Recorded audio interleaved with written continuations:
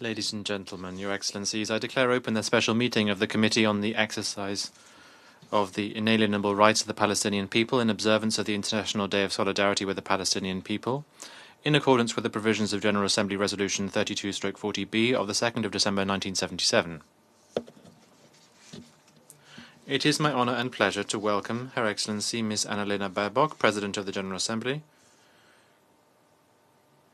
His Excellency Michael Imran Kanu, President of the Security Council, Mr. L. Courtney Ratney, Chef de Cabinet of the UN, representing the Secretary General, and His Excellency Riyad Mansour, Permanent Observer of the State of Palestine to the United Nations, representing the President of the State of Palestine, His Excellency Mahmoud Abbas.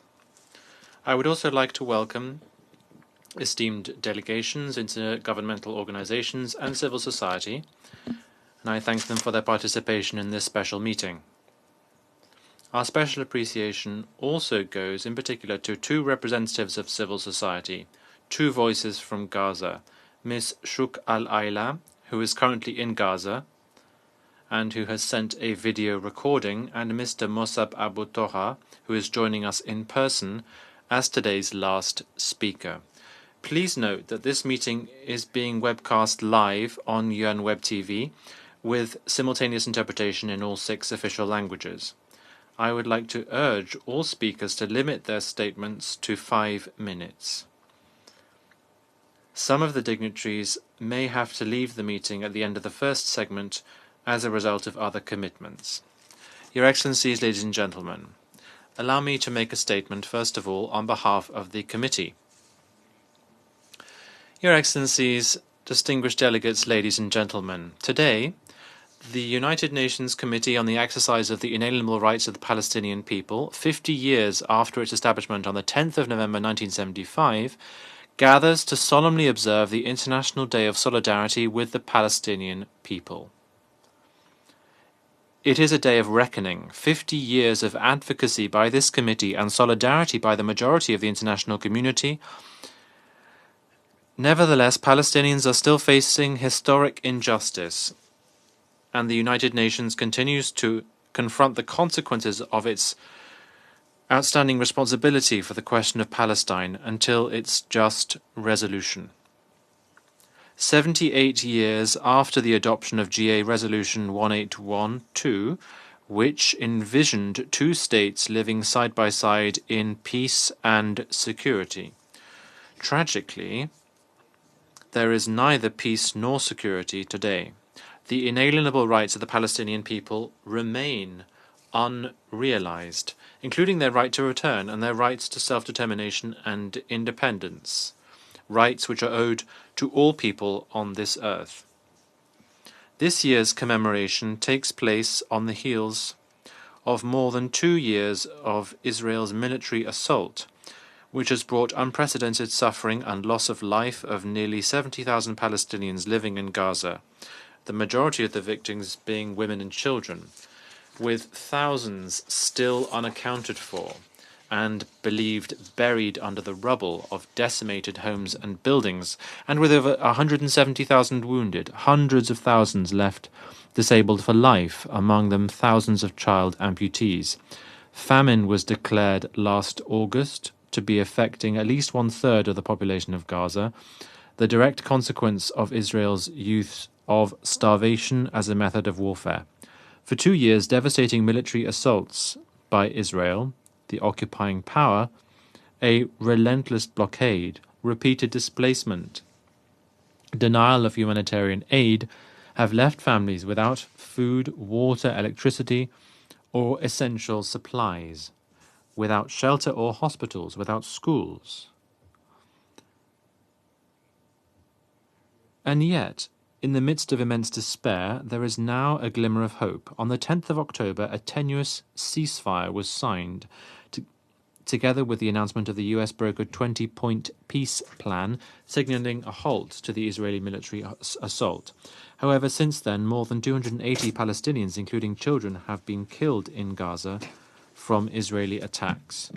Delivery of humanitarian aid has been stalled by Israel. UNRWA has not been allowed to operate severely limiting assistance to Palestinians in Gaza.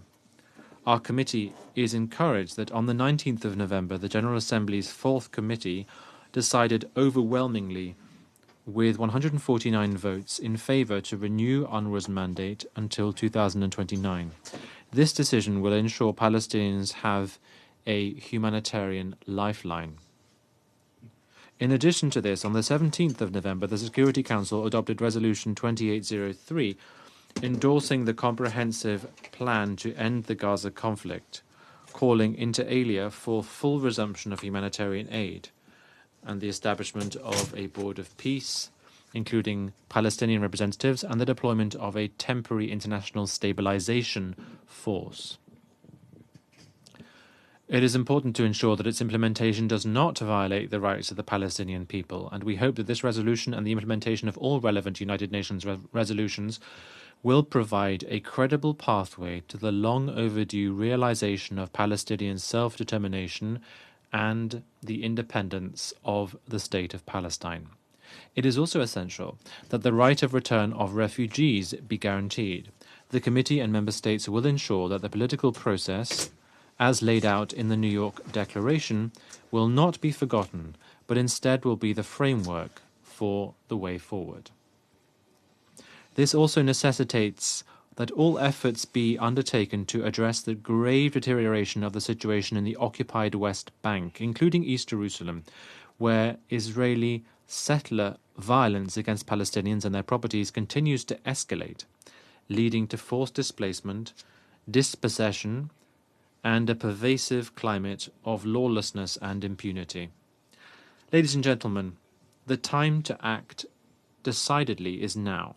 We must collectively and decisively end this humanitarian, political, legal, and moral catastrophe that remains a stain on the international community.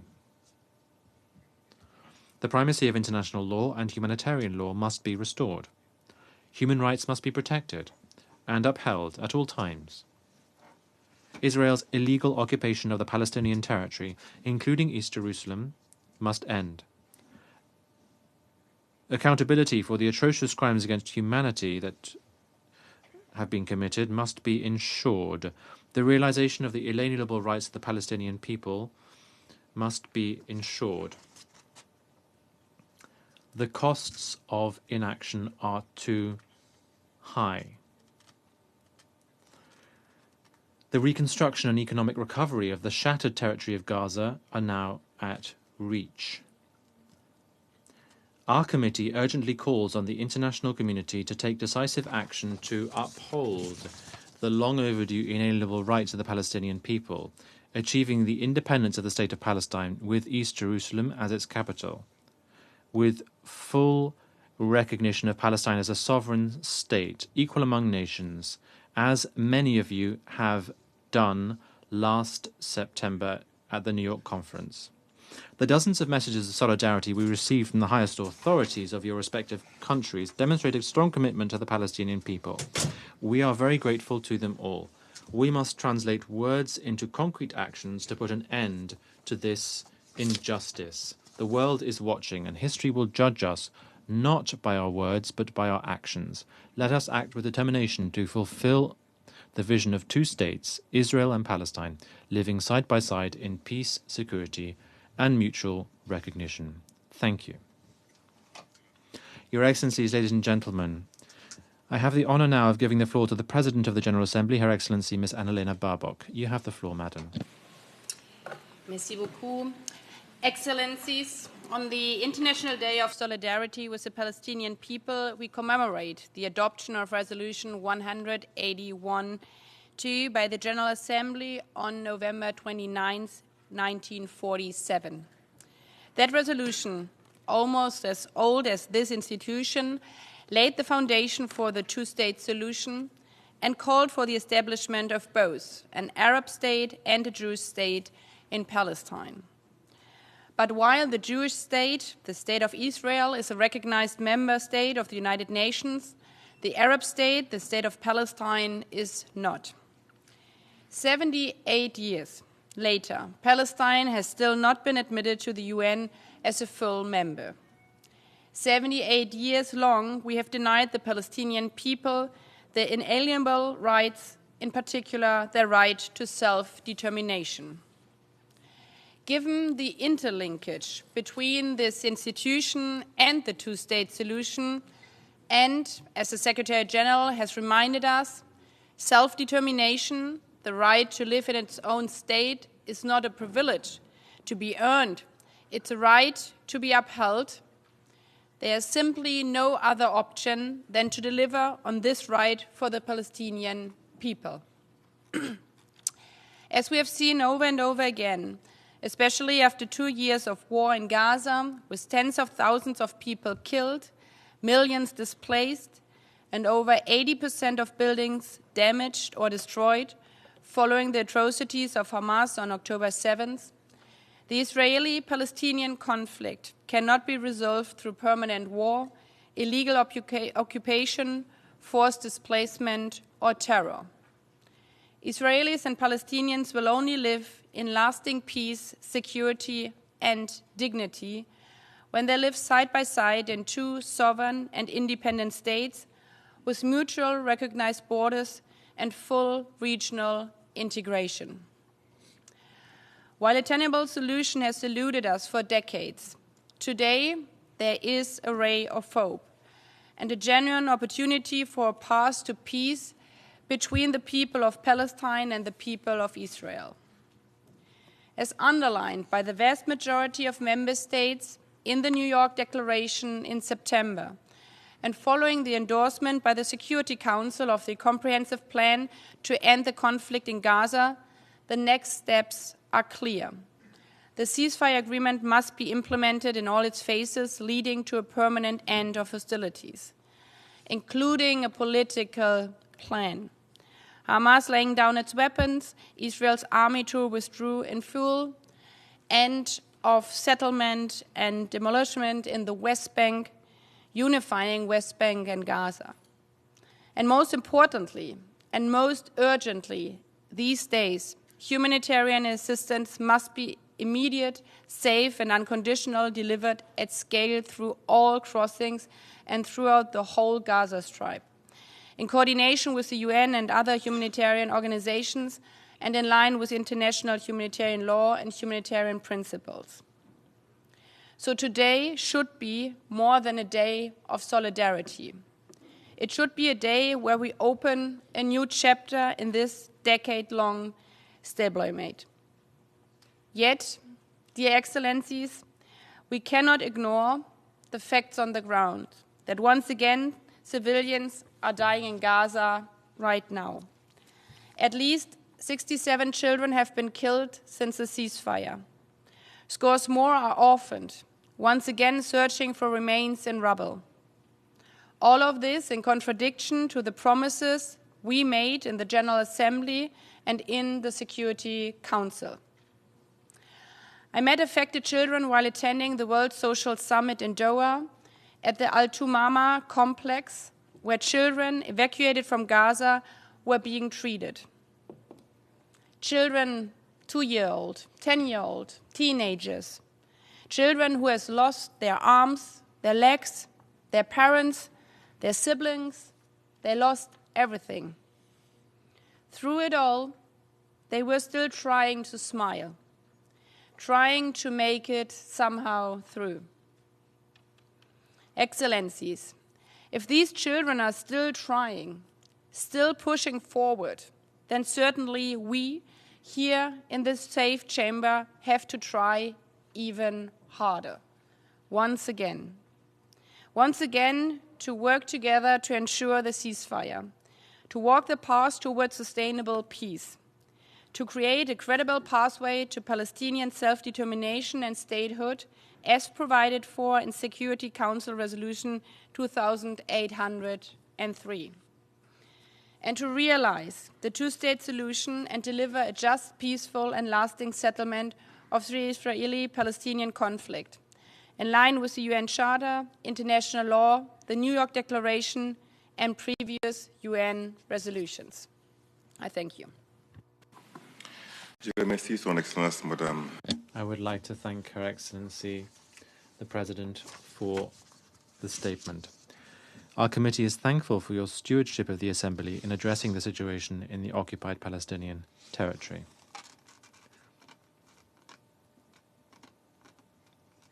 Ladies and gentlemen, as you can see, the President of the Security Council was to give a statement, but as a result of a lack of consensus within the Council, that statement will not be possible. That's the first time that such a statement will not be given during our annual special meeting on the International Day for Solidarity with the Palestinian People. I would like to thank His Excellency Michael Imran Kanu, President of the Security Council, for this month, for his important role as E10 in the Council. The committee highly appreciates Sierra Leone's long-standing role in support for the realization of the inalienable rights of the Palestinian people. Thank you very much, Ambassador, for being with us. It is now my honor to give the floor to the Chef de Cabinet on behalf of the Secretary General. You have the floor. Excellencies, distinguished delegates, I have the honor to deliver a message from the Secretary General. Today we gather to reaffirm a simple truth. The Palestinian people have a right to dignity, to justice, and to self-determination. Yet, over the last 2 years, these rights have been violated beyond comprehension. Gaza lies in ruins. Hunger, disease, and trauma run rampant. Schools, homes, and hospitals lie shattered, and tens of thousands of people, the majority women and children, have lost their lives. The people in the occupied West Bank, including East Jerusalem, also endured unspeakable hardship amidst Israeli military operations, settler violence, settlement expansion, evictions, and demolitions. The October ceasefire agreement offers a glimmer of hope, and the adoption of the resolution on Gaza by the Security Council is an important step in its consolidation. I appreciate the efforts of the mediators, principally Egypt, Qatar, Turkey, and the United States, and urge all parties to abide by it in full and move swiftly towards the next phase. It is essential to translate this diplomatic momentum into concrete and urgently needed progress on the ground. Life-saving humanitarian aid must enter Gaza without obstruction and at scale. Israel's obligations are clear, as outlined by the International Court of Justice in its recent advisory opinion. And I call on all member states to meet the vital $4 billion target of the flash appeal for the occupied Palestinian territory. UNRWA, too, remains a lifeline for millions of Palestinians. The international community must stand behind it in the occupied West Bank, in Gaza, and its work with Palestinian refugees across the region. Statehood for the Palestinians is a right. I repeat my call for an end to the unlawful occupation of the Palestinian territory, as affirmed by the International Court of Justice and the General Assembly, and for irreversible progress towards a two-state solution, in line with international law and relevant UN resolutions, with Israel and Palestine living side by side in peace and security within their secure and recognized borders on the basis of pre-1967 lines, with Jerusalem as the capital of both states. Excellencies, many of the recent attacks in the occupied West Bank were directed at Palestinians attempting to harvest their olive crops. It is hard to ignore the irony. This symbol of peace, native to the Middle East, known throughout the world, and featured on the UN flag itself, trampled. It is emblematic of the way this tragedy has tested the norms that have guided the international community for decades. More journalists have been killed than in any conflict since the Second World War, the vast majority of them Palestinians. More humanitarians, most of them UN colleagues of UNRWA, have died than at any point in the history of our organization. Again, the majority of them Palestinians. To deliver justice for Palestine is to stand up for rights and laws everywhere. The United Nations will never waver in its commitment to the Palestinian people and their right for self-determination. I call on all governments, civil society, faith leaders, and ordinary citizens to raise their voices with us. Dear friends, hope can become reality. Hope that children in Palestine and Israel will one day wake to a world without fear. Hope that families across the Middle East will live in dignity, not despair. Hope that two peoples, bound by history, geography, and humanity, will live side by side in peace. On this International Day of Solidarity, let us turn that hope into action and help the olive tree grow once more, for justice, for humanity, and for peace. Thank you. I would like to thank the chef de cabinet for his statement. I'd also like to express the committee's sincere appreciation for the efforts of the Secretary-General aimed at advancing the two-state solution as a comprehensive, just and lasting settlement of the question of Palestine. I now give the floor to His Excellency Mr. Riyad Mansour, Permanent Observer of the State of Palestine to the United Nations, who will read out a message from His Excellency Mr. Mahmoud Abbas, President of the State of Palestine. Mr. Chairman, distinguished guests, Excellencies, friends, I have the honor to read the statement of His Excellency President Mahmoud Abbas, President of the State of Palestine, in this occasion and to this distinguished gathering at the United Nations. Bismillah ar-Rahman ar-Rahim. In the name of God, the Merciful, the Compassionate. Your Excellency, the Secretary-General of the United Nations, Mr. Antonio Guterres. Your Excellency, the President of the General Assembly, Ms. Annalena Baerbock.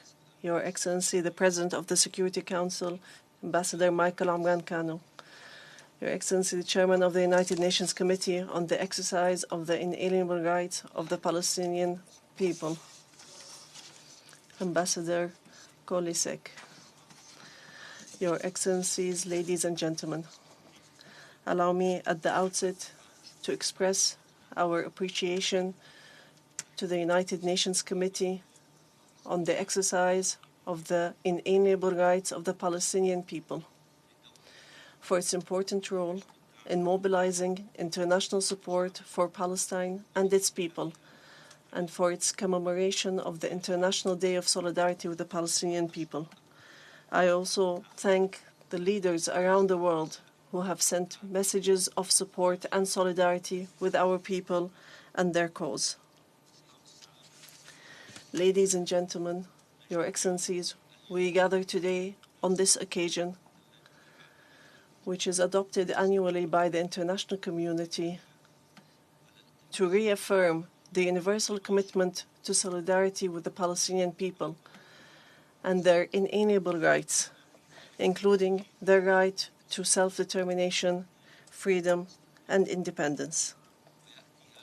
This day comes as our people continue to face the effects of the genocidal war in the Gaza Strip and the ongoing violations in the West Bank, including East Jerusalem, in light of the continuation of the occupation and its policies that are based on settlement, expansion, and annexation, and in light of the settlement terrorism to which our people are subjected under the protection of the occupation army, and the resulting serious human suffering and grave violations of human rights and international law.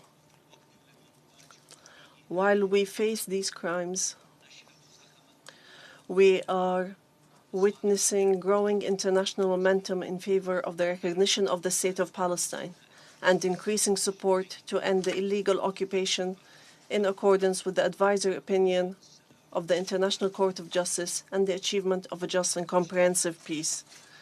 The efforts of the Arab Islamic Committee under the chairmanship of the Kingdom of Saudi Arabia marked the beginning of a broad international movement that, along with the European Union and Norway, established an international coalition to implement the two-state solution. This international effort reached its peak with the holding of a high-level international conference to settle the Palestinian question by peaceful means and implement the two-state solution at the level of foreign ministers in July and at the level of leaders in last September, under the chairmanship of the Kingdom of Saudi Arabia and France, as well as the adoption by the General Assembly of the New York Declaration, which included irreversible steps towards an independent and sovereign Palestinian state and their just and comprehensive peace in the region. The conference was accompanied by international recognition of the State of Palestine and the adoption by a large number of countries of practical measures to end the aggression against our people and the occupation of our land. On this occasion, we highly appreciate the recognition of France, Britain, Australia, Canada, Portugal, Belgium, Luxembourg, Malta, Monaco, Andorra, and San Marino, as well as our great appreciation to the 5 countries that have already recognized the State of Palestine, namely Spain, Ireland, Norway, Slovenia, and Armenia, as well as the Caribbean countries of Barbados, Jamaica, Trinidad and Tobago, and the Bahamas, taking the number of countries which have recognized the State of Palestine to 160, in a clear reflection of an increasing international will to end the occupation and achieve justice in line with international legitimacy resolutions. We call on the states that have not yet recognized the State of Palestine to take this courageous step, which is in line with the principles of international law. And we recall that we have recognized the State of Israel since 1993. We also thank all states and institutions that stand by our people in defense of their right to freedom and independence, including those states that have taken political, legal, and practical steps to stop the war of genocide against our people in Gaza and against the policies of settlement and annexation. Here we must express our appreciation to the brotherly state of Algeria as the Arab representative in the Security Council for its leading role in the Council in the pursuit of a ceasefire. We also thank the elected and permanent members of the Security Council who supported the efforts of a ceasefire over the past 2 years. We also express our thanks to the brotherly and friendly countries that have provided and continue to provide humanitarian assistance to our people in the Gaza Strip, and to the United Nations and its Secretary General, its institutions and staff, especially UNRWA. And we also thank all humanitarian workers who risked their lives to save the lives of Palestinian civilians. We appreciate the political, financial, and technical support provided by the countries to the Palestinian Authority, including the training of the Palestinian police by Egypt, Jordan, and the European Union to be able to carry out their duty towards our people, especially in the Gaza Strip, in accordance with the highest international standards. We stress the need to empower the Palestinian Authority and to remove the restrictions and obstacles aimed at preventing it from undertaking its natural role in serving our people, especially under these difficult circumstances. Excellencies, ladies and gentlemen, the State of Palestine welcomed the efforts of the President of the United States, Donald Trump, and the fruitful efforts of the mediation by Egypt, Qatar, Turkey, and the United States to achieve and stabilize the ceasefire in the Gaza Strip. and secure the release of hostages and prisoners, and to ensure unhindered humanitarian access. We reiterate our welcome of President Trump's peace plan, which was adopted by the United Nations Security Council in Resolution 2803, stressing the need for full Israeli withdrawal from the Gaza Strip and moving towards reconstruction and having the State of Palestine assume its full administrative and security responsibilities in the Gaza Strip, and ensuring that all institutions and bodies in the Gaza Strip are linked to the Palestinian Authority and state institutions, including crossings, and implementing the vision of one state, one government, one law, and one weapon. We affirm here that the Gaza Strip is an integral part of the State of Palestine, and that its unity with the West Bank and East Jerusalem is an inalienable, firm right and non-negotiable right, and that all arrangements during the transitional period must be consistent with the right of the Palestinian people to self-determination and the unity and territorial integrity of their lands. Palestine will work with the United States and partners in the region and the world to establish a permanent ceasefire and to launch a political process that ends the occupation and leads to a just and comprehensive peace that ensures security, stability, and prosperity for all countries in the region. Ladies and gentlemen, the State of Palestine rejects the statements and positions issued by senior officials in the extremist Israeli government, which call for racism, persecution, and hatred, and explicitly reject international legitimacy and the independence of the State of Palestine, and which entrench settlement expansion and annexation, and undermine the two-state solution in a clear violation of international law and Security Council resolutions, including resolutions 242, 338, and 2334, and the national rights of the Palestinian people, including the right to self-determination. Settlement practices and settler violence, house demolitions, land confiscation, and repeated incursions into Palestinian cities, and the continued seizure of Palestinian funds and the strangulation of the Palestinian economy and undermining the institutions of the State of Palestine are all illegal unilateral steps that undermine the chances of peace, which requires the United Nations and member states to shoulder their responsibility to stop these practices and ensure commitment to international law and the provision of protection for the Palestinian people. Ladies and gentlemen, on the International Day of Solidarity with the Palestinian people, on behalf of our people, we extend our sincere appreciation to the millions of free people around the world who came out in peaceful demonstrations in their millions to express their solidarity and demanding an end to the genocide in Gaza and rejecting the policies of oppression and calling for the respect for international law. The voices of these people in capital cities around the world are a testament that the conscience of the world is still alive and that justice cannot be oppressed no matter how long it lasts. Despite all that we are suffering as a result of the occupation, the State of Palestine affirms its full commitment to implement all the reforms it has undertaken to strengthen a free, independent, and democratic Palestinian state that adheres to a culture of peace and dialogue.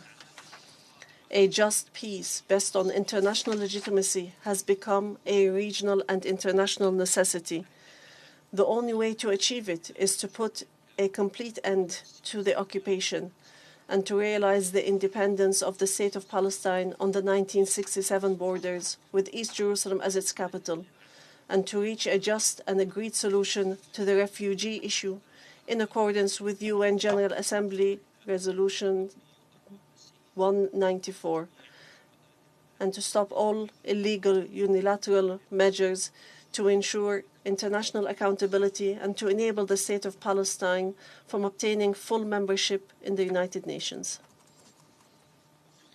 In conclusion, we say to our Palestinian people in the homeland, in the refugee camps, and in the diaspora, your steadfastness and your adherence and your holding on to your inalienable rights is the basis for the continuation of your just cause, and the path to freedom is closer than ever, and the independence of the State of Palestine will be embodied by your will and with the support of the international community and with the legitimacy that no one can take away, no matter how long it takes. May God's peace, mercy, and blessings be upon you. Thank you. Je remercie. I thank Mr. Riyad Mansour for his statement. I would request that you convey our gratitude to President Mahmoud Abbas for this very important message. We will now hear a voice from Gaza, a short video message from Madam Shrouk Al-Ayla. She's a Palestinian journalist who runs Ain Media, which she took over after her death, after her husband Rushdie Sarraj was killed during the Gaza war. Last year, she was awarded the International Press Freedom Award by the Committee to Protect Journalists. Let's hear her. Dear everyone, this is Shrouk Ayla, a journalist based in Gaza Strip. I'm 31. I'm the widow of the most adorable, caring, loving partner and husband, journalist Rushdie Sarraj, who got killed in the second week of the genocide. We have a little baby. She was 11 months old when she lost her father. I've pulled her twice from under the rubble, and this is such a nightmare that I cannot take it out of my mind. Being a journalist here in Gaza, documenting the violence, the non-stopping bombardment, the brutal reality on the ground, being running for survival, for food, for drinkable water, for everything. It is so heavy. It is so devastating to endure all of those things together at once. It was never easy to go to do some coverage, leaving my daughter behind along with my siblings, but not knowing if I will ever return to her or not because of the systematic targeting of journalists. As during the genocide, we have lost plus 50 their fellow journalists, whether they were under duty or they were with their families. It's heartbreaking that the press vest has been marked as a target, a threat. People are now recognizing journalists as a source of threat, and a camera as a weapon. I've lived in a tent for 6 months, and that was the one of the things that I don't want even to remember. Those tents, they never protect you from the burning sun or the heavy water rain or strong storms, winds, whatever. And having all of your stuff packed in plastic bags because you don't have a space. And even if you got a stuff, you are kind of lucky to have a stuff, because the majority of the people here have lost the most of their belongingness here. I've lost my home. I'm one of them. During the genocide, we have called several times for international media to enter Gaza, for the foreigner journalists to enter Gaza, but unfortunately they did not actually made the required or this expected pressure on the media to come here to Gaza to help during the devastating reality. We needed them actually, and we still need them till this moment. We are almost 2 months after the ceasefire, and still we are living in the half war, half peace, because like borders are still closed. There's no freedom of movement. That's why I'm here. I'm sharing. I'm participating virtually. I cannot be in person in this, and they are still like, we are talking about like 2 years of coverage, day and night, and definitely we are super exhausted and tired, and we have lost, like all of us, like we have lost something or many things. And this is another call for internationals to make more pressure, for the media outlets to make more pressure in the media to come to Gaza, because I know that the Israeli army is still blocking them to enter, but there is a must in this, that there should be like media campaigns to advocate for such thing. What I want to add that the war has been ended, but another war that just started at the same moment of the declaration of the ceasefire. The war of navigating life among the destruction, the mass destruction. We are navigating life like within rubble. We have mountains of rubble. Until this moment, nothing happened on the ground in terms of rebuilding and reconstructing. And there are many aid are still blocked to enter Gaza.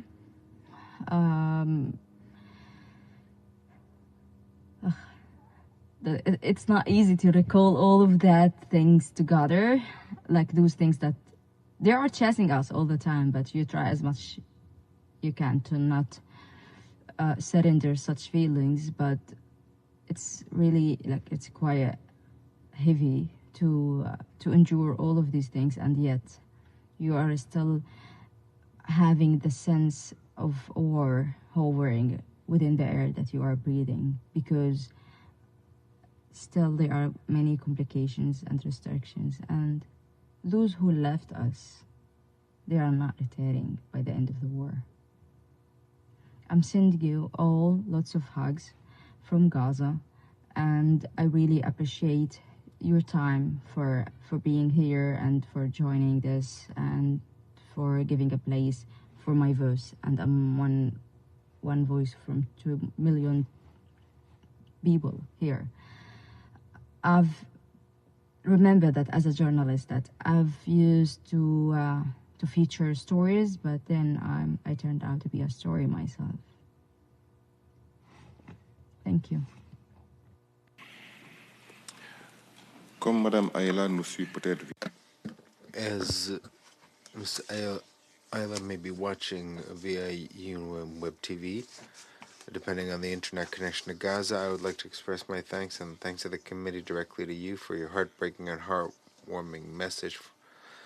Let us also thank all President of the General Assembly and the head of the cabinet for joining us today for their statements and expressions of solidarity with the Palestinian people. Thank you.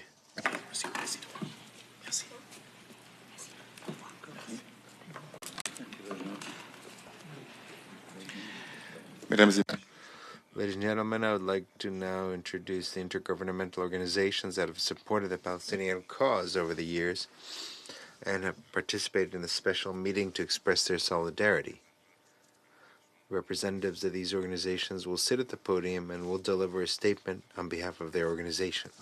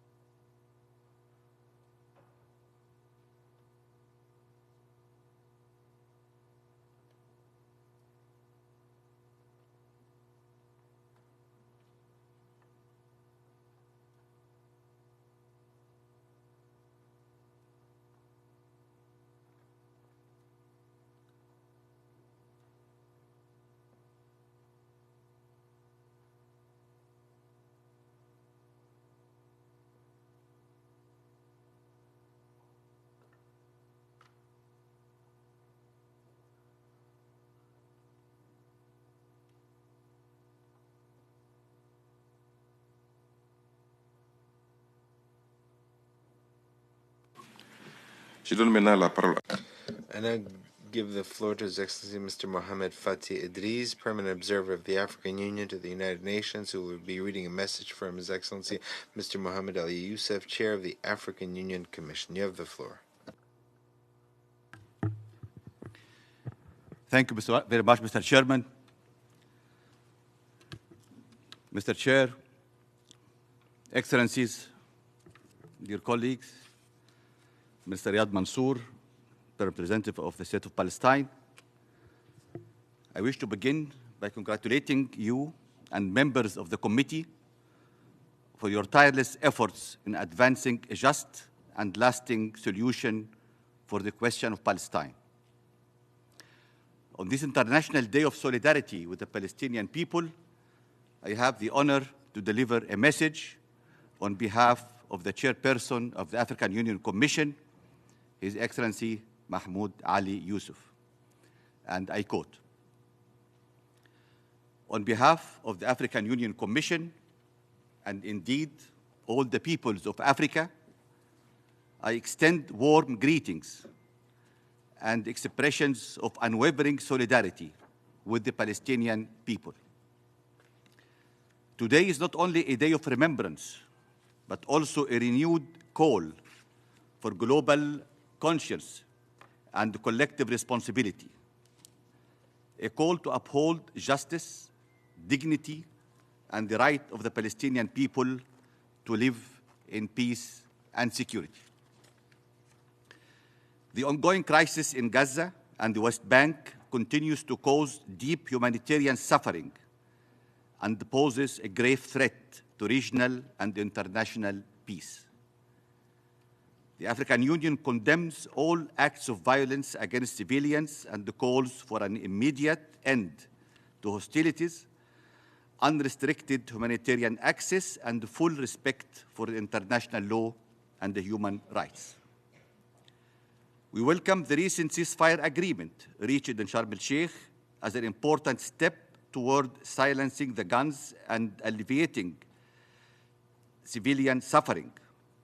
However, this must be followed by a credible and irreversible political process leading to a just and sustainable peace. The African Union recalls the recent United Nations General Assembly declaration adopted in New York in September 2025, reaffirming the international community's unwavering, overwhelming commitment to the two-state solution. Africa stands firmly with the global consensus. This position of the African Union remains unequivocal. The Palestinian people possess the inalienable right to self-determination and statehood, to live in freedom, dignity, and security within an independent and sovereign state of Palestine based on the 1967 borders with East Jerusalem as at its capital, coexisting side by side with the State of Israel in peace and mutual recognition. Africa's solidarity with Palestine is rooted in our own historic struggle against colonialism and injustice. We therefore urge the international community to move from expressions of concern to concrete action, to ensure accountability, protect civilians, and support renewed dialogue that leads to a comprehensive and lasting peace. The African Union Commission remains steadfast in its support for all genuine efforts to achieve a just solution to the Israeli-Palestinian conflict, grounded in international law, relevant UN resolutions, and the principles of equality, justice, and peaceful coexistence. Let us continue to work and diligently for peace, freedom, and justice. I thank you very much. Je remercie Son Excellence. I thank His Excellency Mohammed Fatih Idris for his statement. We really appreciate the continued support of the African Union on the question of Palestine. I now have the pleasure of giving the floor to His Excellency Mr. Majid Abdelaziz, Permanent Observer of the Mission of the Arab League to the United Nations. will read out a message from His Excellency Mr. Ahmed Abul Gate, Secretary General of the Arab League.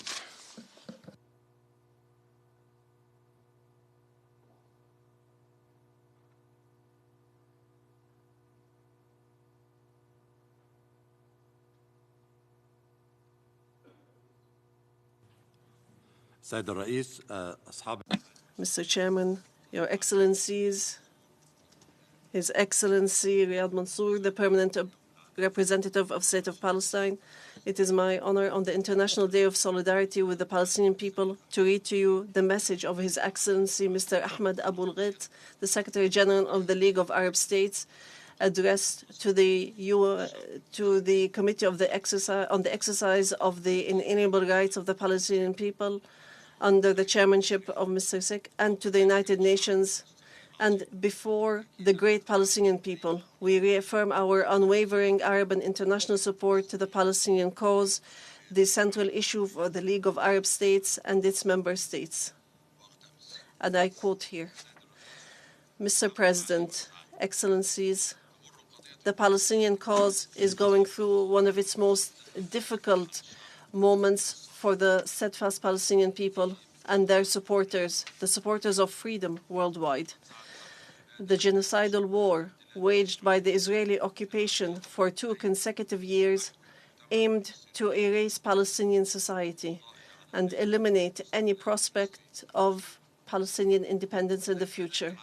During these 2 years, the true face of the occupation, brutal and criminal, was exposed, and the world realized that there are no limits to its brutality and its disregard for morality. The occupation itself is an immoral act, and its continuation is impossible, even with this extreme level of criminality which we have witnessed: killings, destruction, starvation, and violations of the most basic principles of international law, humanitarian law, and international human rights law. Similarly, suffering reached its peak in the past 2 years in the occupied West Bank, which witnessed unprecedented settlement expansion and destruction of refugee camps, resulting in the displacement of thousands. This is in addition to terrorist attacks by settlers, which escalated to their highest and most violent level in 20 years. Over the past 2 years, more than 1,000 Palestinians were martyred in the West Bank, and tens of thousands were arrested, with about 9,000 still in Israeli prisons today. In contrast, the heroism of the Palestinian people shone brightly during these 2 years. Heroism in holding on to their land and their right of return until the last breath, and heroism in defending their cause at the United Nations and other international fora. Israel's isolation became glaring and exposing. This was unprecedented in its scope and depth, even among those who were, until recently, its closest friends and allies.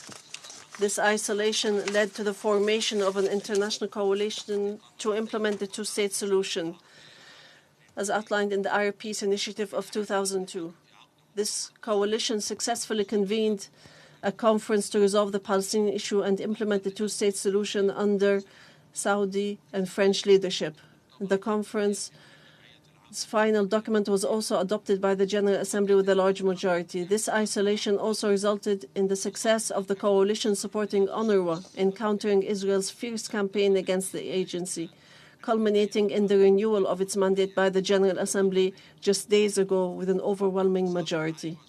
Excellencies, despite the harshness of the current historical phase, the project of the Palestinian state has not died and will never die. The flames of the occupation and its unlimited oppression could not extinguish the cries of freedom and free people worldwide, calling for the realization of the Palestinian state and implementation of the two-state solution. Recognition of Palestinian continued instead, reaching 157 states, including countries that historically played highly negative roles in the creation of Israel. This is conclusive evidence that the course of history is moving towards the Palestinian state and against the perpetuation of occupation, as confirmed by the ICJ in its advisory opinion in July 2024. The New York Declaration, adopted by the General Assembly by an overwhelming majority in September 25, outlined a clear path leading to the Palestinian state. Then came President Trump's 20-point plan, along with mediation efforts which we appreciate by Egypt, Qatar, and Turkey, which achieved an actual ceasefire in Gaza. Subsequently, Security Council Resolution 2803 endorsed the peace plan and authorized the establishment of a temporary international force in Gaza, signaling a path we hope will lead to the implementation of the right to self-determination and the establishment of the Palestinian state on the borders of on the 4th of June 1967. The Security Council resolution on Gaza marks the beginning of an important phase requiring work on all fronts to translate its elements into reality that is reflected on the lives of the Palestinian people and leads to a full Israeli withdrawal, facilitating the entry of aid without obstacles and launching the Recovery and Reconstruction Plan adopted by the Arab League Summit in Cairo, with active participation from the Palestinian government and support from the Organization of Islamic Cooperation. The goal is to strengthen the resilience of the Palestinian people on their land and thwart all displacement schemes aimed at eliminating the right of return and counter all occupation plans to separate the West Bank and the Gaza Strip, which together constitute the territory of the independent Palestinian state. The Palestine Liberation Organization remains the sole legitimate representative of the Palestinian people and holds the original mandate for governance and administration over the territories through the Palestinian Authority alone. The Palestinian National Project will not end because it is rooted in strong Arab backing and is supported internationally by all who uphold the values of humanity, civilization, and justice. Occupation, no matter how brutal, will inevitably vanish, and the Palestinian state will materialize on the ground without doubt, because its emergence and its accession to full membership in the United Nations is the only just and lasting solution, endorsed by the entire world, to resolve the issue, the just cause of Palestine, and establish comprehensive peace based on coexistence and cooperation in the region. In conclusion, the International Day of Solidarity with the Palestinian people will remain an annual occasion of special importance for us all, reminding us of the justice of the Palestinian cause and of our duty to stand in full solidarity with the Palestinian people until they have their free, independent, democratic state that adheres to stability, peace, and justice, and which is a full member of the United Nations. May the peace, blessings, and mercy of God be upon you. End of the quote. Thank you, Mr. President. Je remercie Son Excellence M. Majed Abdelaziz pour cette... I thank His Excellency Mr. Majed Abdelaziz for his important statement on behalf of the Arab League, which is an active and crucial partner of our community. We also thank you for your organization's unwavering commitment to resolve the question of Palestine. I now have the pleasure of giving the floor to His Excellency Mr. Godfrey Kwoba, Deputy Permanent Representative of the Republic of Uganda to the United Nations, reading out a message on behalf of the Movement of Non-Aligned Countries. You have the floor. Mr. Chairman, I'm honored to speak on behalf of the 121 member states of the Non-Aligned Movement. The Non-Aligned Movement, NAM, affirms its long-standing, common and principled position on the question of Palestine. It is in this spirit that NAM stands with the international community to commemorate the International Day of Solidarity with the Palestinian people. This day reminds us all of the ongoing injustice suffered by the Palestinian people, but also of the ongoing quest for the realization of justice, peace, and inalienable rights of the Palestinian people. Foremost, their right to self-determination and to live in freedom and dignity in their independent and sovereign state of Palestine, with East Jerusalem as its capital, in accordance with international law and the relevant United Nations resolutions, and based on the two-state solution on the pre-1967 borders. NAM reiterates that respect for the UN Charter and international law and UN resolutions constitute the foundation for a just solution of the Palestine question, and underscores the permanent responsibility of the United Nations until a just solution for the question of Palestine is achieved in all its aspects, including for the plight of the Palestinian refugees. The just and peaceful solution to the question of Palestine is central for establishing regional peace and stability in the Middle East, and is an issue of wider concern for the international community as a whole and for global peace and security. NAM demands an immediate and complete cessation of all forms of hostilities, violent repression, illegal Israeli policies and practices against Palestinian people and other nations in the region. In addition, the non-aligned movement calls for all efforts to sustain the ceasefire and demands a permanent ceasefire in the Gaza Strip, which must be respected and fully implemented by all parties, and to extend the ceasefire to the rest of the occupied Palestinian territory, including East Jerusalem. In this regard, the non-aligned movement commends the efforts of the Arab Republic of Egypt to convene and host the Sharm el-Sheikh Peace Summit on October 13, 2025, which focused on unequivocal support to the implementation of the Sharm el-Sheikh Agreement to end the war in the Gaza Strip, mediated by the Arab Republic of Egypt, the State of Qatar, Turkey, and the United States of America. The Palestinian people must be protected in accordance with international humanitarian law until Israel's unlawful occupation is brought to an end, as demanded by the General Assembly in its resolution ES 10/2024 of 18 September 2024. In follow-up of the July 2024 advisory opinion of the International Court of Justice.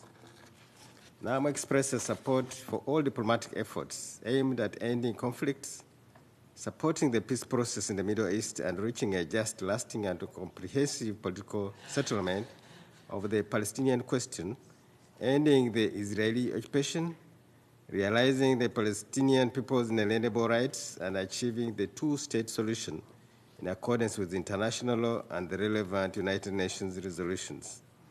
Until that day arrives, in light of the prevailing catastrophic humanitarian conditions, NAM reiterates its call for the continued provision of the needed humanitarian and socioeconomic assistance to the Palestinian people, including the Palestinian refugees.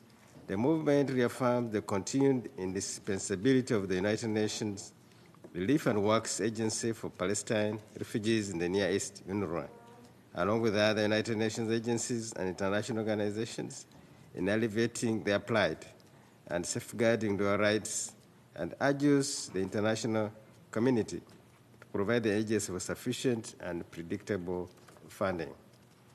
Now, member states call for international action to ensure a cessation of all hostilities and the protection of civilians.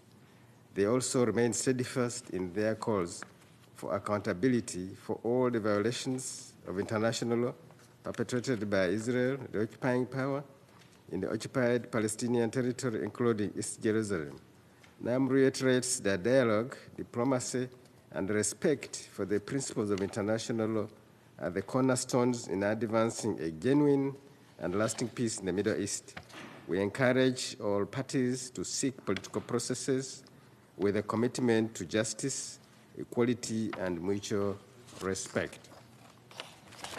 In this regard, NAM welcomes the New York Declaration on the peaceful settlement of the question of Palestine and the implementation of the two-state solution, and urges all efforts to implement the provisions and commitments in the declaration as an essential contribution towards justly resolving the question of Palestine.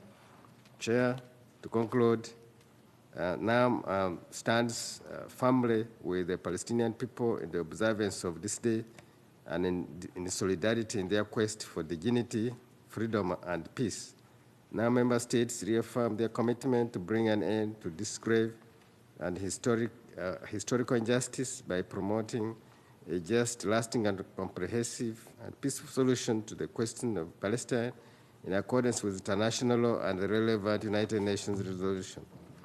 NAM reaffirms its support for the Palestinian people in their struggle to achieve justice and fulfill their inalienable rights and legitimate national aspirations, including to self-determination, freedom, and independence in their sovereign and independent state of Palestine with East Jerusalem as its capital. Thank you. Je remercie Monsieur Godfrey. I would like to thank Mr. Godfrey Gwoba for this very important statement and the support of the NAM to the question of Palestine. The NAM is an unparalleled ally in our common endeavours. I now give the floor to His Excellency Mr. Hamid Opeleru, Permanent Observer of the Organization of Islamic Cooperation, reading out a message from His Excellency Hussein Brahim Taha, Secretary General of the OIC. You have the floor. Thank you very much, Mr. Chairman. Mr. Chairman, Your Excellencies, I have the honor to deliver the statement of His Excellency Mr. Hussein Brahim Taha, Secretary General of the Organization of Islamic Cooperation, on the International Day of Solidarity with the Palestinian People. And I quote, His Excellency Ambassador Koli Sek, Chair of the Committee of the Exercise of the Inalienable Rights of the Palestinian People, Excellencies, distinguished ladies and gentlemen. The annual international gathering commemorating the International Day of Solidarity with the Palestinian people highlights the imperative for the global community to acknowledge its obligations towards the Palestinian people. This event seeks to reiterate their commitment to upholding their legitimate rights and to support their struggle for justice, dignity, freedom, and self-determination. On this occasion, I wish to convey the Organization of Islamic Cooperation's gratitude to the United Nations and its various entities, particularly the Committee on the Exercise of the Inalienable Rights of the Palestinian People.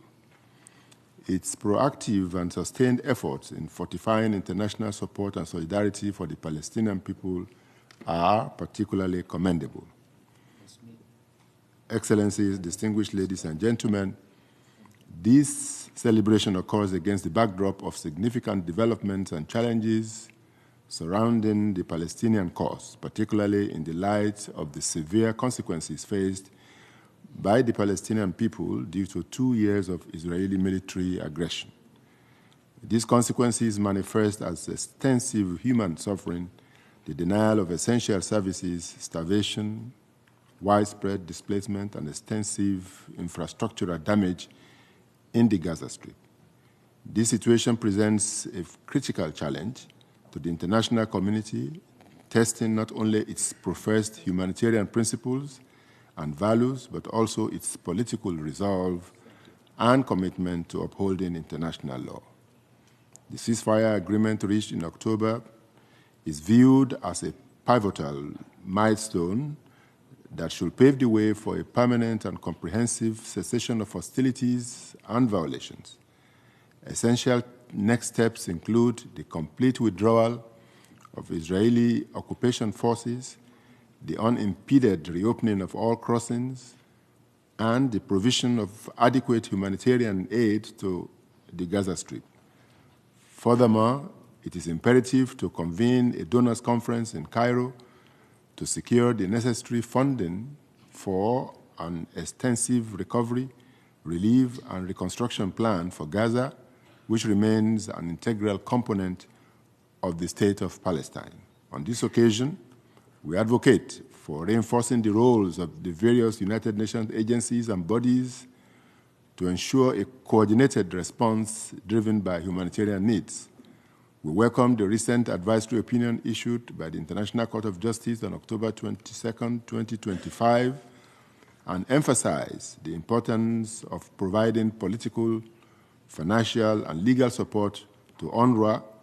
This agency plays a critical role in delivering essential services to Palestinian refugees and symbolizes the international community's ongoing commitment and responsibility towards their plight, serving as a cornerstone for regional peace and stability.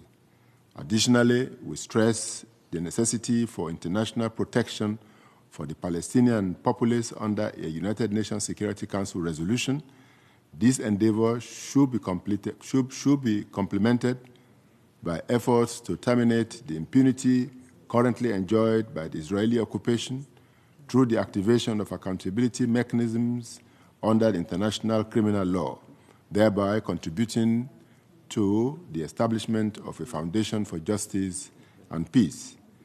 Your Excellencies, distinguished ladies and gentlemen, the ongoing developments in Gaza Strip must be contextualized within the framework of Israelis' unlawful policies regarding settlement, expansion, territorial annexation, and the systematic demolition of Palestinian homes.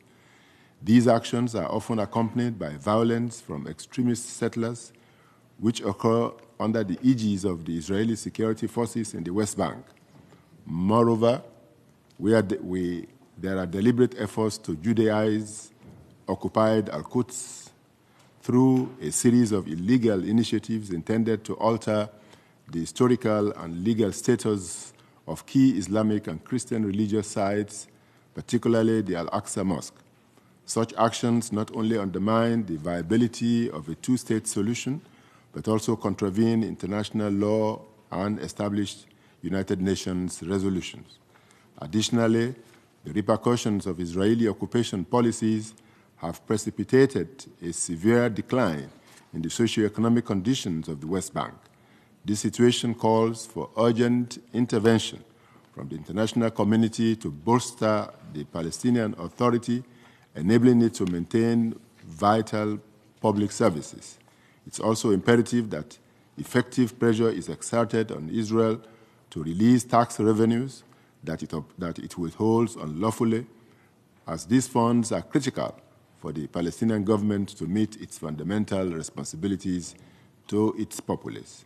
We reiterate the unwavering support of the Organization of Islamic Cooperation for the rights of the Palestinian people, asserting that the international community has a responsibility to implement practical measures to ensure compliance by Israel, the occupying power, with its international legal obligations. This entails actively working towards ending the occupation, providing international protection for the Palestinian populace, expanding the recognition of the State of Palestine, and facilitating its full membership in the United Nations. The objective remains the realization of a just, durable, and comprehensive peace anchored on the two-state solution. In conclusion, I extend profound respect and admiration to the resilient Palestinian people on their land. I acknowledge the commendable positions taken by governments and civil societies that advocate for the just cause of the Palestinians.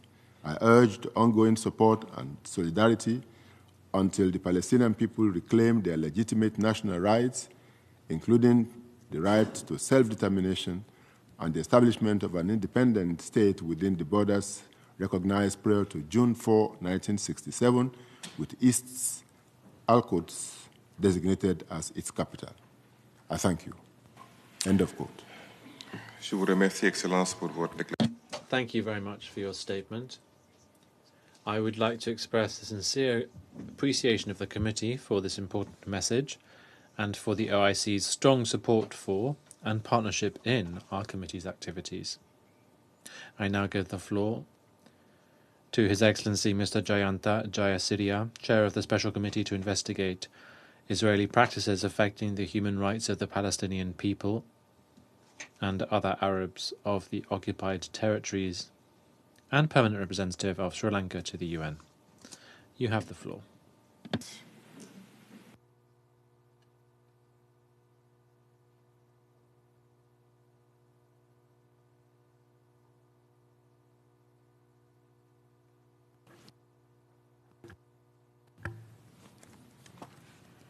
Mr. Chair, Excellencies, distinguished delegates, ladies and gentlemen.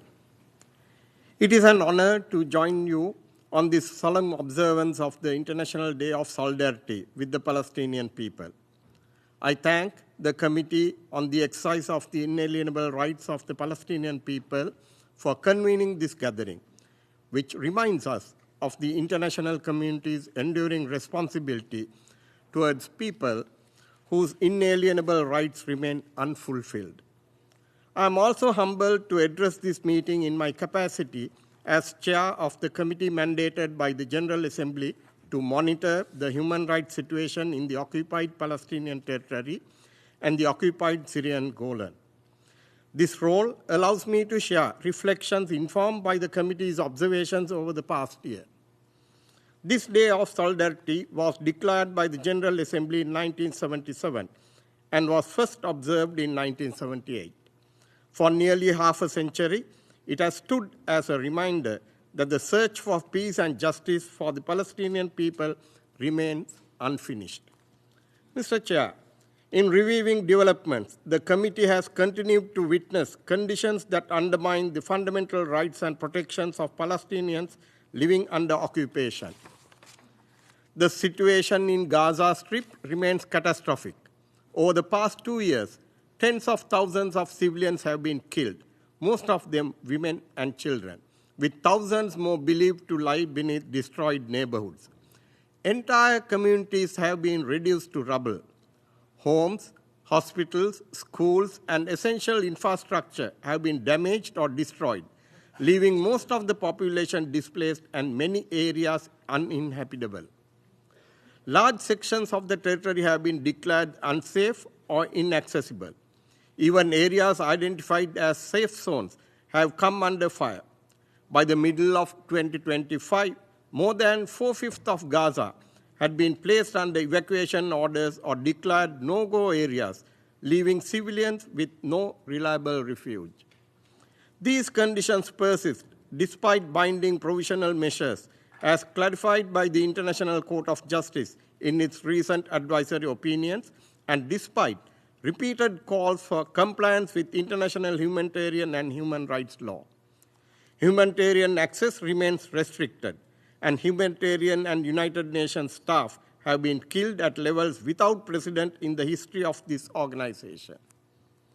Mr. Chair, the situation on the occupied West Bank, including East Jerusalem, has sharply deteriorated. The committee has documented unprecedented levels of settler violence, often occurring in the presence of or with the acquiescence of security forces. Palestinians have endured killings, injuries, mass arrests, and widespread property destruction. Settlement expansion continues at a record pace. Of particular concern is the resumption of land registration in Area C after more than 5 decades. This step is expected to lead to widespread dispossession and deeper settlement entrenchment.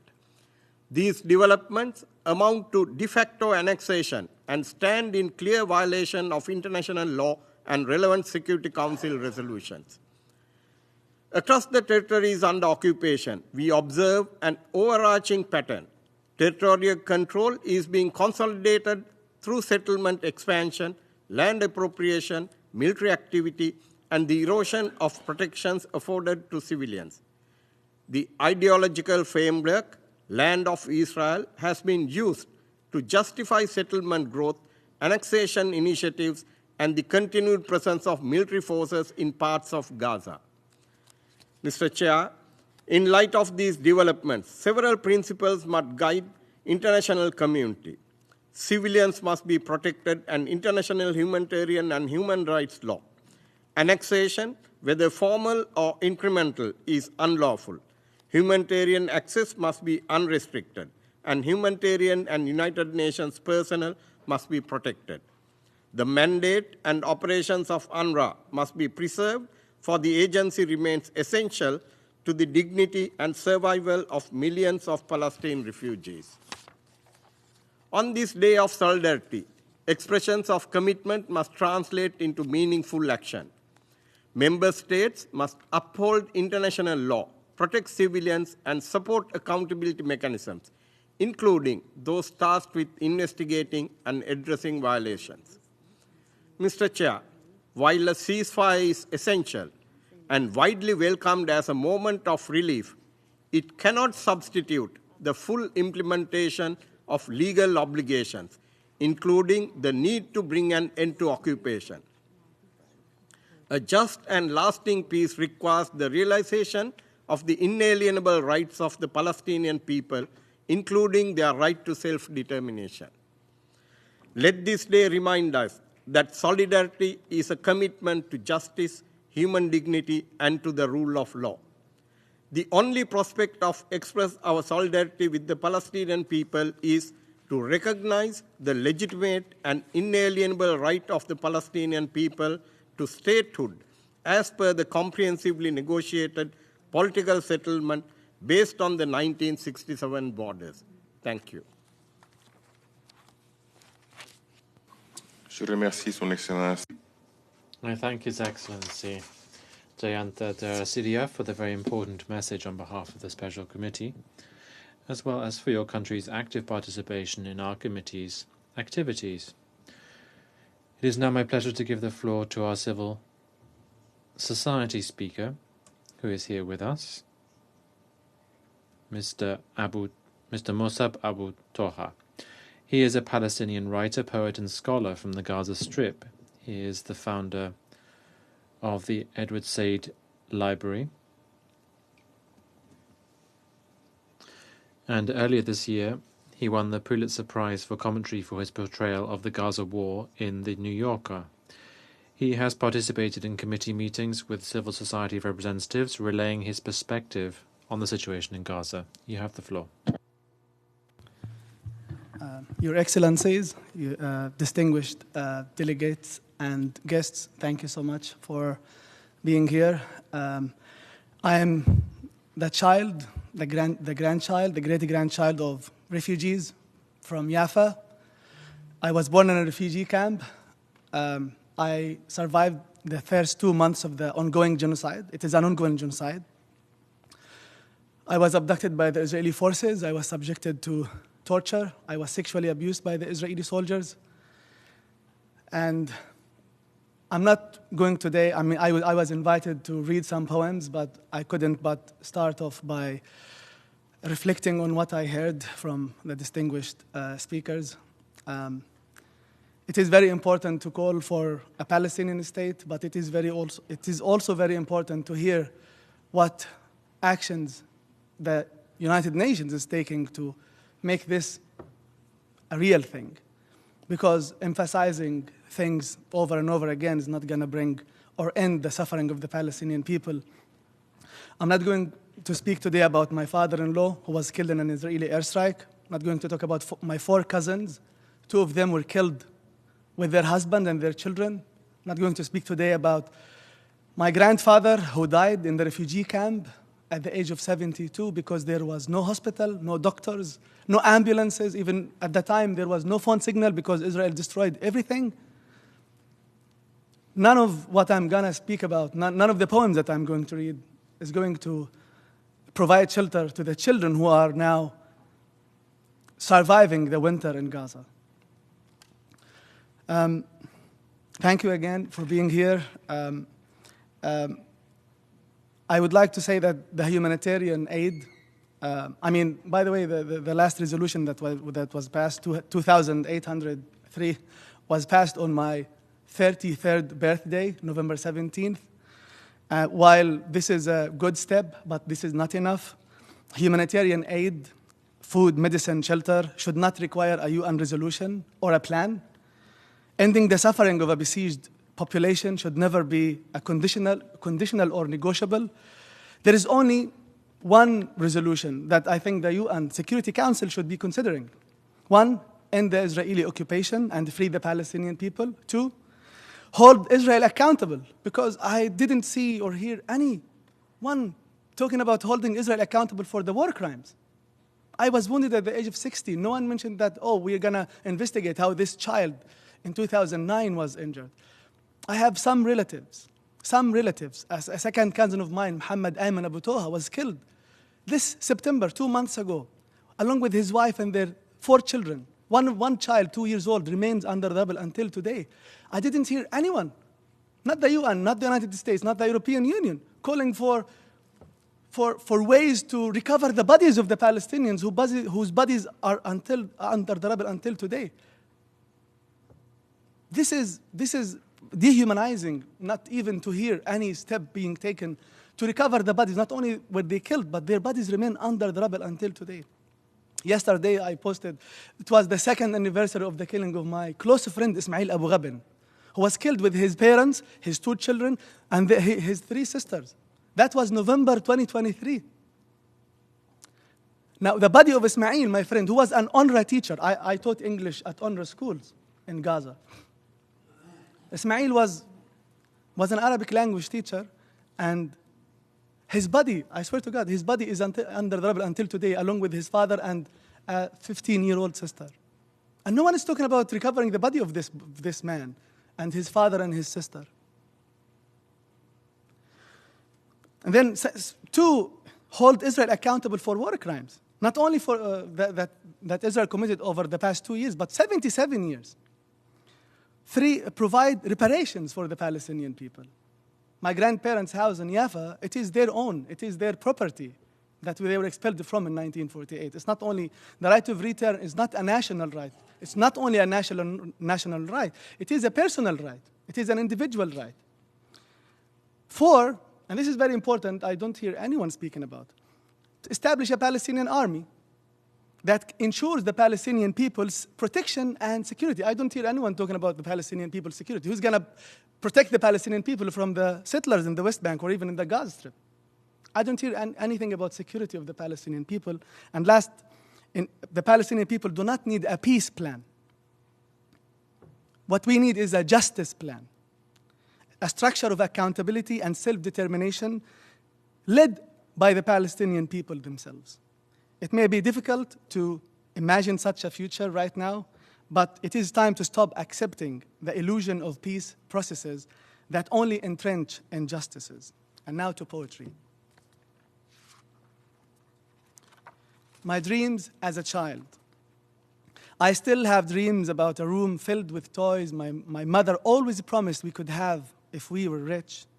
I still have dreams about seeing the refugee camp from a window on a plane. I still have dreams about seeing the animals I learned about in 3rd grade, elephant, giraffe, kangaroo, and wolf. I still have dreams about running for miles and miles with no border blocking my feet, with no unexploded bombs scaring me off. I still have dreams about my favorite team playing soccer on the beach, me running on the beach, me waiting for the ball to come my way and run away with it. I dream still about my grandfather, Hassan, whose grave I don't know where it is right now because Israel destroyed the cemetery. I still dream about my grandfather, how much I want to pick oranges with him in Jaffa. But my grandfather died. Jaffa is occupied, and oranges no longer grow in his weeping groves. I will only read one poem because of the time. Under the Rubble, and this is a poem that I wrote after October 7th, because many of the poems were written before, and you cannot distinguish which was written before or after, because it's always been a genocide for us. This poem, Under the Rubble, was written after October 7th. She slept on her bed, never woke up again. Her bed has become her grave, a tomb beneath the ceiling of her room, the ceiling a cenotaph. No name, no year of birth, no year of death, no epitaph, only blood, and a smashed picture frame in ruin next to her. In Jabalia camp, a mother collects her daughter's flesh in a piggy bank, hoping to buy her a plot on a river in a faraway land. A group of mute people were talking sign when a bomb fell. They fell silent. It rained again last night. The new plant looked for an umbrella in the garage. The bombing got intense, and our house looked for a shelter in the neighborhood. Now all of Gaza is looking for a shelter from Israel because everything has been destroyed. I leave the door to my room open so the words in my books, the titles, names of authors and publishers could flee when they hear the bomb. I became homeless once, but the rubble of my city covered the streets. They could not find a stretcher to carry your body. They put you on a wooden door they found under the rubble. Your neighbors, a moving wall. The scars on our children's faces will look for you. Our children's amputated legs will run after you. He left the house to buy some bread for his kids. News of his death made it home, but not the bread. No bread. Death sits to eat whoever remains of the kids. No need for a table, no need for bread. I'll skip one part. I changed the order of my books on the shelves. 2 days later, the war broke out. Beware of changing the order of your books. This is a question I asked when I was in Gaza in November 2023. Where should people go? Because every time, okay, this is a humanitarian zone, people go there, they got bombed. Literally, Ismail, when he was killed, he was in Nusayrat, in southern Gaza, where Israel told him to go with this, and he was killed there. So my question is still, until today, where should people go?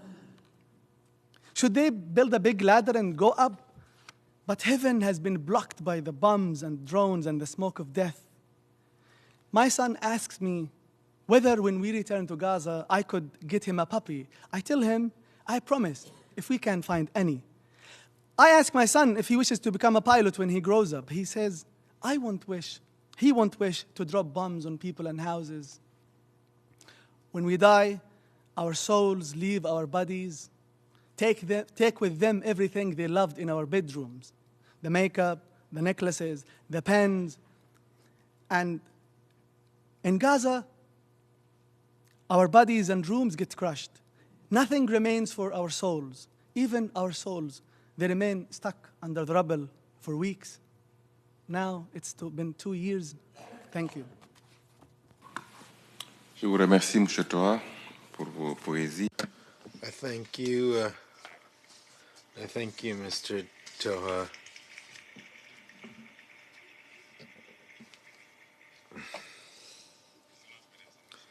Excellencies, it's my honor to announce that our committee has received messages of support and solidarity from many heads of state and government, from ministers of foreign affairs, governments, and organizations from around the world. I'm going to read to you a list of officials who sent them in the order in which they were received. We have received messages from the following states: Kuwait, Jordan, Senegal, Tunisia, Turkey, Maldives, China, Brazil, Nicaragua, Cuba, Brunei Darussalam, Sri Lanka, Iran, Russia, Indonesia, Vietnam, Egypt, Qatar, Lao People's Democratic Republic, United Arab Emirates, Morocco, Algeria. We received messages from heads of government of the following countries: Malaysia, Bangladesh, Barbados, Pakistan, Mauritius, India, Malta. The committee also received messages from foreign ministers of the following countries: Cambodia, Kazakhstan, Japan, Namibia, Bahrain, South Africa. We also received messages from the governments of the following countries: Tanzania, Dominican Republic, Republic of Guinea. And we've received messages from international organizations, the European Union. All the messages received will be published on the internet site of the United Nations under the subsection question of Palestine. Address un.org/unispal. On behalf of the committee, I would like to express our sincere appreciation to the heads of state and governments, ministers of foreign affairs, and the organizations I've just mentioned, as well as all participants for their persistent efforts aimed at achieving comprehensive, just, and lasting settlement of the question of Palestine, and for the support they've always given to the mandated activities of this committee. Excellencies, before adjourning the special meeting, I wish to thank everyone who's made this meeting possible, in particular the staff from the Division for Palestinian Rights and the Department of Political and Peacebuilding Affairs, the Department for General Assembly and Conference Management, the Department of Global Communications, the Office of Central Support Service, interpreters, and everyone who worked behind the scenes.